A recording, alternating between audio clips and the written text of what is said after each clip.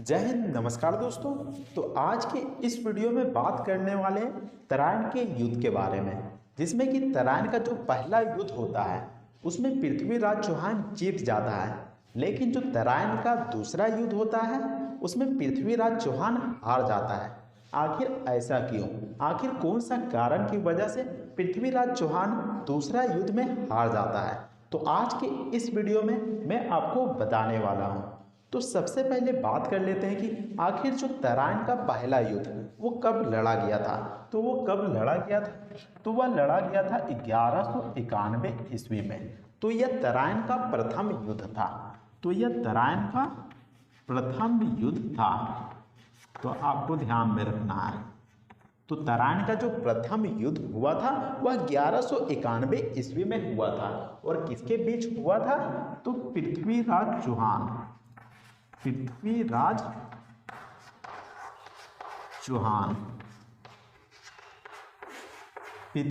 चौहान और मोहम्मद गोरी के बीच हुआ था। और आपको बता दूं कि जो पृथ्वीराज चौहान है वह दिल्ली और उसके आसपास के क्षेत्र जैसे कि अजमेर वहाँ का यह शासक था। दिल्ली के आसपास के क्षेत्र और अजमेर का शासक था। वही जो मोहम्मद गोरी था वह अफगानिस्तान का एक तुर्क शासक था। यह अफगानिस्तान से आता है और दिल्ली पर कब्जा करना चाहता है। तो यह तराइन का युद्ध होता है। तो तराइन का युद्ध कहाँ पर होता है? तो जो तराइन का युद्ध होता है वह हरियाणा में एक स्थान है जिसका नाम है तराइन। वहीं पर तराइन का युद्ध होता है। तो आपको ध्यान में रखना है।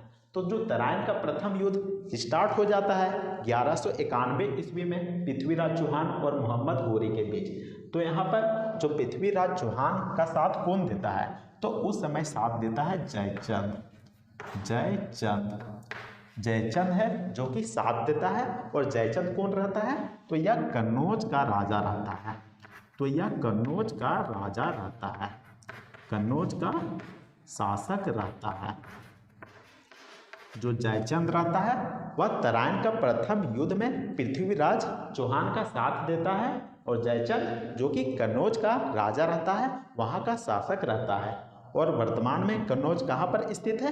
तो यह उत्तर प्रदेश में स्थित है। यह कहाँ पर स्थित है? तो यह उत्तर प्रदेश में स्थित है। यूपी में कन्नौज स्थित है। तो आपको ध्यान में रखना है इन सभी चीज़ों को। तो यहाँ पर 1191 ईस्वी में तराइन का प्रथम युद्ध चालू हो जाता है, जिसमें कि जयचंद पृथ्वीराज चौहान का मदद करता है, जिसके कारण यहाँ पर पृथ्वीराज चौहान रहता है वह तराइन का पहला युद्ध में जीत जाता है। लेकिन जो 1192 ईस्वी में तराइन का दूसरा युद्ध लड़ा जाता है। तराइन का जो दूसरा युद्ध लड़ा जाता है 1192 ईस्वी में। तो इसमें पृथ्वीराज चौहान हार जाता है। जो पृथ्वीराज चौहान रहता है वह हार जाता है। आखिर कौन सा ऐसा कारण रहता है जिसकी वजह से पृथ्वीराज चौहान हार जाता है? तो आपको बता दूं कि जयचंद का एक पुत्री रहता है। जयचंद का एक बेटी रहता है। उसका नाम क्या रहता है? तो उसका नाम रहता है यहाँ पर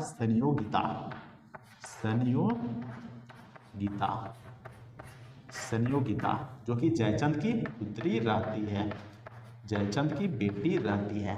उसी का प्रेम में पृथ्वीराज चौहान पड़ जाते हैं, उससे प्यार करने लगते हैं। जो संयोगिता रहती है और पृथ्वीराज चौहान रहते हैं, ये दोनों आपस में प्रेम करने लगते हैं। और दोनों का प्रेम के बारे में जयचंद को पता चल जाता है। तो ऐसे में जो जयचंद रहता है वह गुस्सा हो जाता है, पूरा गुस्सिया जाता है। और गुस्सा में वह क्या करता है? तो वह भेंट करता है मोहम्मद गोरी से भेंट करता है और कहता है कि तुम दिल्ली पर फिर से पृथ्वीराज चौहान के यहाँ आक्रमण कर दो, हमला कर दो। तो वहाँ पर तराइन का दूसरा युद्ध होता है जो कि 1192 ईस्वी में शुरू होता है।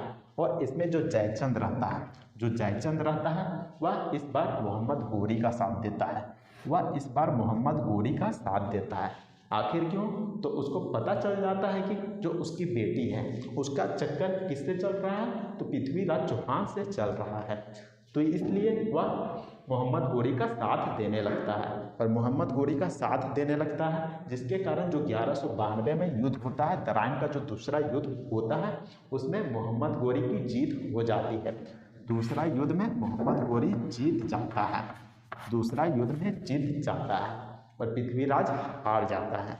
तो यही कारण है कि जो यहाँ पर पृथ्वीराज जो कि संयोगिता के प्रेम के चक्कर में पड़ गए और जो कन्नौज के राजा जयचंद यह बर्दाश्त नहीं कर पाए और वह मोहम्मद गोरी को भारत बुला लेते हैं और युद्ध करने के लिए कहते हैं। और उसका साथ जो कि जयचंद देता है, मोहम्मद गोरी का साथ देता है और दूसरा तराइन का युद्ध जो होता है उसमें यह मोहम्मद गोरी जीत जाता है।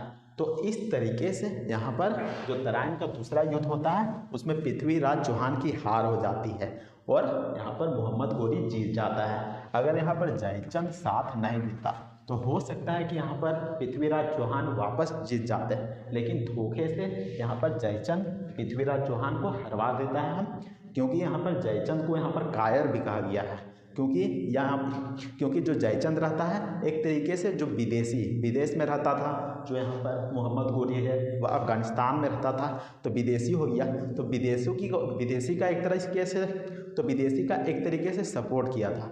तो यही कारण है कि बहुत सारे लोग उसको कायर मानते हैं, इसके अलावा धोखेबाज भी मानते हैं।